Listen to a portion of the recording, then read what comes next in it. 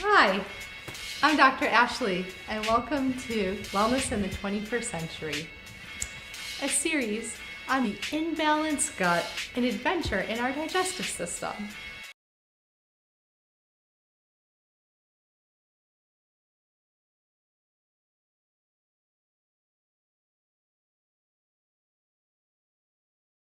Some of you may have heard of this.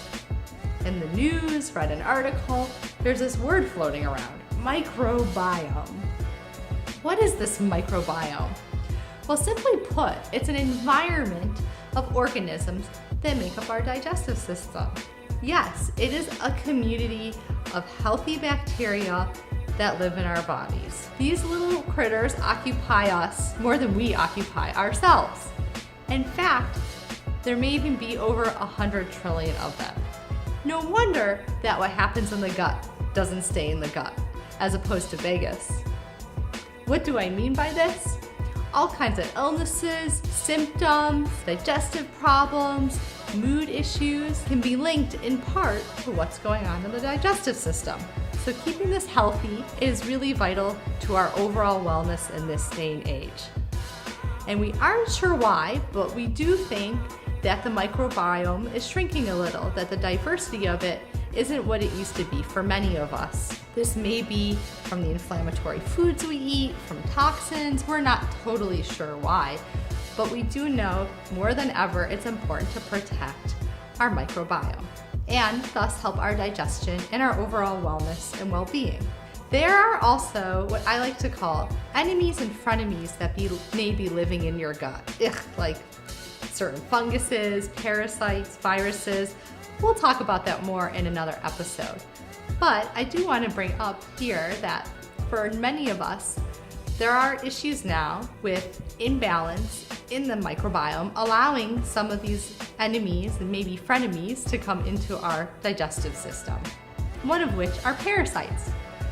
Parasites seem to be more prevalent. We're not sure why. Maybe because the world is a global place. We're all traveling everywhere now. Maybe because our immune system and our digestion isn't as strong as it used to be because of stress and, as I mentioned, inflammation. But whatever the case, it is very important to eat well. What do I mean by this? Well, there are many ways to look at nutrition, but just very simply eating a diet low in sugar, with a lot of green vegetables and vegetables that make up colors of the rainbow, healthy proteins and fats, and limiting junk food and refined products and refined sugars will be very healthy and healing to the microbiome. So let's just take some simple action steps here. I'm going to talk about a few of them. Number one, breakfast. For those of us who do eat breakfast, some of us prefer to do these new intermittent fasting diets which skip breakfast, but if you do eat breakfast, I strongly recommend, if you are not a vegan, doing an organic bone broth with a scoop of grass-fed collagen powder. There are a lot of inexpensive collagen powders. This is very nourishing and healing to the digestion. It has a lot of minerals, it's warm and soothing, and you can put spices in it, and balance that with a cold smoothie. Smoothies can be jam-packed with all kinds of nutrients, but if you just put something cold in your body in the morning, it can be a little irritating to the digestion. So I recommend packing a smoothie with throw in a handful of super greens, of frozen berries, which are full of nutrients and low in sugar. I recommend balancing warm and cold. Start with a warm mineral broth.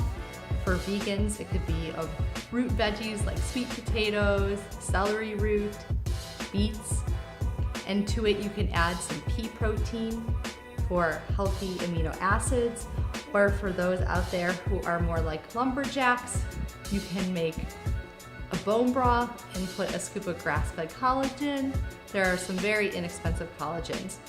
That warming mineral-like broth, very soothing and healing to the gut lining, and the protein in it is just very nourishing. You can balance that with a smoothie. I love smoothies, they're packed with nutrients, but a lot of us have a habit of just having a smoothie, which is a little cold for the digestive system. So balancing cold and warm again is great. In a smoothie, I recommend a handful of super greens, frozen berries. Many people feel berries are super expensive, but they are frozen It peak season, and then you can buy them all year round. So that's a great thing to do. Easy, throw that in. Some walnuts, flax, hemp, chia seed. As long as you're not allergic to any of those, they're packed full of nutrients and anti-inflammatory properties. You have a very healing, warming tea for your digestive system. Number 3, veggies, and more veggies. It seems simple. We've been told this since we were a baby, eat your veggies, but most of us really don't eat enough veggies. Frankly, you can have them with every meal. I think it's hard to get enough of them. People complain that they don't digest well. It's probably because they're eating raw ones. You know, if you cook them, steam them, give them some spices so they're flavorful, it'd be easier to eat. Salads are good too, but you really need the spectrum and rainbow of veggies. And I'd say tilt a little bit towards the green veggies because they're full of nutrients and fiber and low in sugar. Number 5, try to reduce the sugar in your diet. Sugar is added to so many things. If you start looking at ingredients, you'll see sugar in many of them. And sugar is quite inflaming to the gut. So if you can cut sugar down, that's great. For a lot of people, it's really hard. There are good sugar substitutes like stevia, which also has some antimicrobial properties. Raw honey is still very sweet, but it at least has quite a bit of nutrition in it. So a little touch of that now and again to help that sweet tooth out. And then there's coconut and palm sugar, cassava sweetener. There are a lot of ways to give yourself a little bit of sweet if you crave it, but the overall goal is just to cut down on sugar as much as you can. Step number 6, fermented foods. Many of you may know what these are, many of you may not eat them, but sauerkrauts, kimchis, kefir cultures, which are in a lot of drinks and some foods, are jam-packed with healthy probiotic bacteria that are good for our microbiome.